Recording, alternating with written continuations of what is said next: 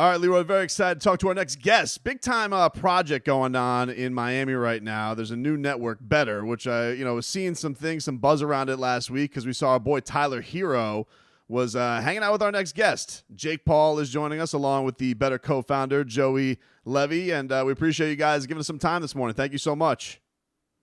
100%, man. Thank you for having us. We're really excited to launch betr and just put this vision into the works now and just execute. So, Jake, as part of this, like you're also doing, this new. It's like your own version of a sports talk show. Like I watched the first episode with Devin Haney, really cool with you guys down here. And you're like coming for that kind of lane because you have your next couple of episodes.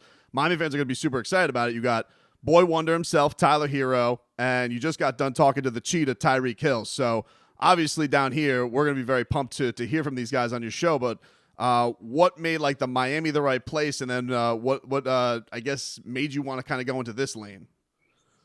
Yeah, Miami's the place to be at right now for business, and just everyone's here. The networking, the opportunities, and the content, the celebrities, the athletes. It's sort of the hot spot of culture right now, and it makes perfect sense for betr to be headquartered here.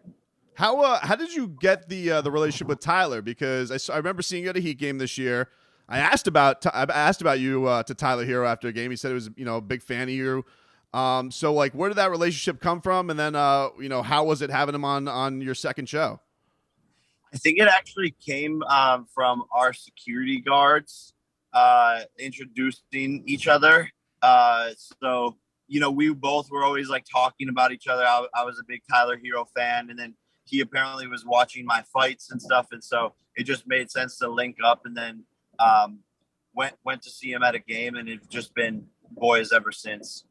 And what was the experience like having him on the show? Like I saw you guys, were you playing like a version of horse you guys were gambling on? And like, did you get a chance to interview him as well?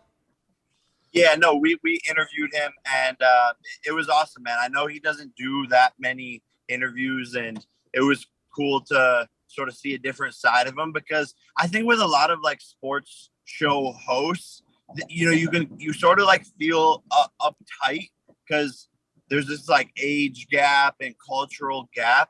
And so I think what we bring to the table is just like this like younger 20-year-old like conversation where we're just bullshit, which is where the name BS with Jake Paul comes from, and just having fun, and it doesn't need to be as serious. And I think that brings out a different side of people. Like even with Tyreek Hill yesterday when we interviewed him, he was just wilding. Like we barely even we're talking about sports. Just the conversation went into a whole different direction. But it's the through line is sports. So it's cool, man, and it's going well. Yeah, I was about to say, like, it feels like you and Tyler would have a lot in common because you're a black belt in having to deal with trolls and people hating on you, and he's one of those polarizing players. Like, as talented as he is, I don't feel like he gets the respect he deserves, and it's one of these things where like people are always seemingly coming after him and dogging him. So, do you guys have any relation on that level of just dealing with all of that outside noise and stuff?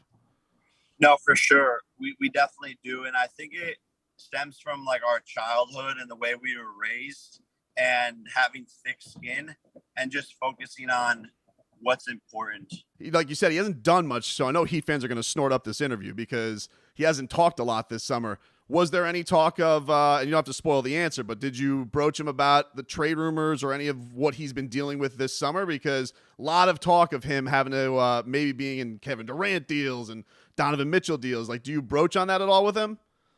Yeah, we do a bit. It was a sensitive subject, but we definitely harp on that. So it should be good for the fans to get some sort of answer in the episode, which we're hopefully dropping tomorrow. Very cool. I wanted to ask you about this. So the game that you went to, a great video comes out afterwards of you meeting Pat Riley, where he is, you guys are in the garage. He squares up on you, I guess, after, learns of your, like, does Pat Riley, I know you're a very famous person, Jake Paul, but Pat Riley's 77. Does he know who you are initially?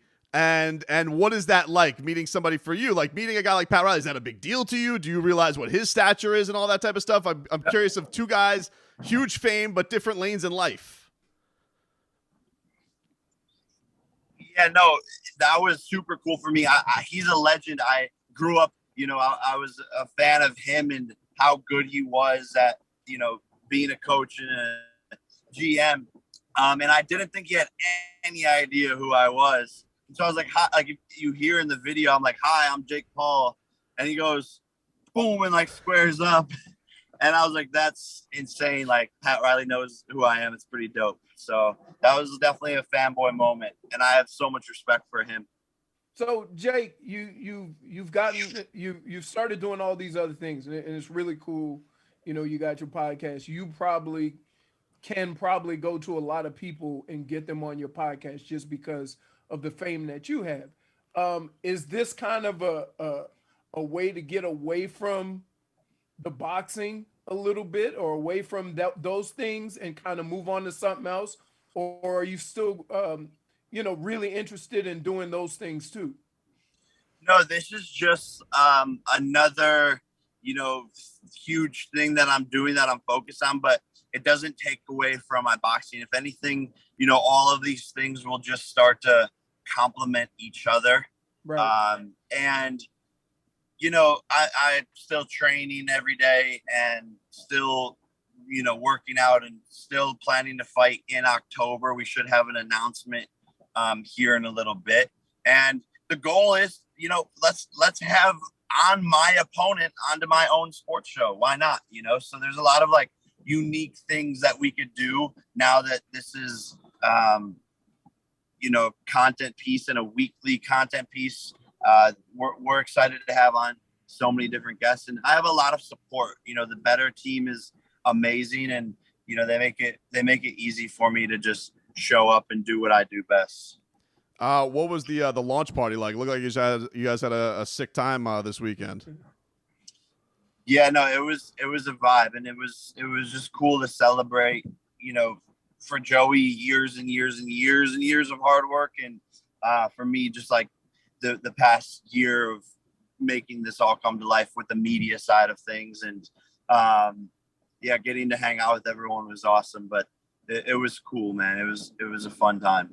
Jake, you're supposed to throw out the first pitch coming up Tuesday night at Marlins Park. Level of nerves you have for that? I mean, you fought in front of stadiums. Are you okay throwing off the mound? And are you confident in your ability to throw a good pitch? Honestly, I'm not confident, but we're gonna see what happens. I was on the 6th grade baseball team, so we'll see if I still got the skills. But after that, man, it's been a drought. I haven't thrown a baseball really since then. So I'm hoping I can get a strike and make it look good, but it might be a disaster. Throw the heater. Go out swinging, Jake. Throw the heater. Just don't bounce it, man. If it's got smoke on it, people will respect it. It doesn't have to be accurate. Don't throw one of those powder puffs. They try to guide it and throw the heat. All right, I got you, Leroy. Let's run it. Joey, can you explain a little bit about what is the vision here? What is betr? Sure. Betr is launching the world's first micro betting app. And what micro betting means is, instead of betting on will the Dolphins beat the Jets, for example, and having to wait until the end of the game to understand whether or not you won or lost your bet, micro betting enables you to bet on the discrete moments within a sporting event. So for example, for the first time, you'll be able to bet on, will the next play of a football game be a pass or a run?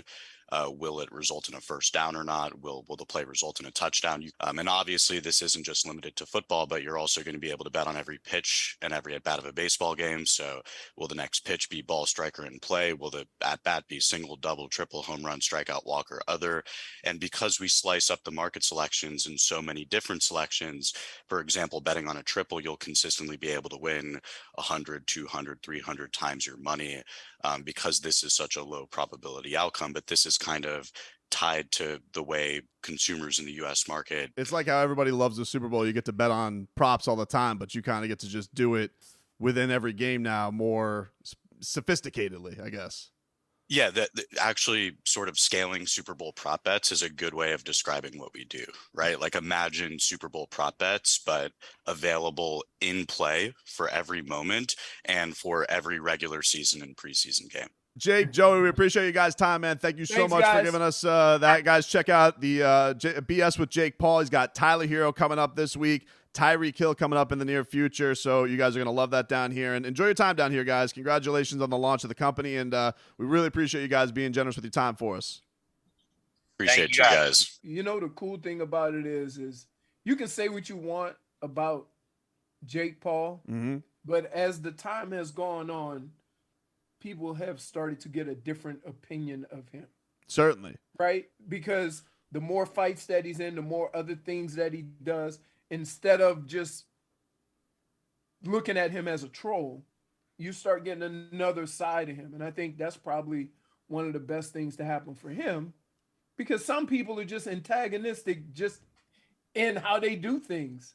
Yeah, I think that everybody, like, he gets the game. He knows that everybody is tuning in to watch him lose, and I think they've been stunned by how successful he is, because you can knock about all the people he's fought or whatever, that, like, it's really hard to knock people out. And I've seen a lot of athletes or celebrities try and look decent boxing, and even if he's not fighting boxers, like, these guys have fought other remember Frank Gore versus Darren Williams? How ugly was that? Chad Ochocinco against the bare knuckle brawler. Not pretty, but Jake Paul has come through with some moments the internet loves. I mean, listen, what he did to Nate Robinson, what he did to Tyron Woodley, what he did to Ben Askren. Those ruled the internet for a weekend. So we appreciate his time. I'm looking forward to that Tyler Herro interview, because I do think that is I think that's going to be a different type of Tyler. Like, I think that that's a guy you can relate to. So we look forward to that, and we appreciate Jake giving us some time.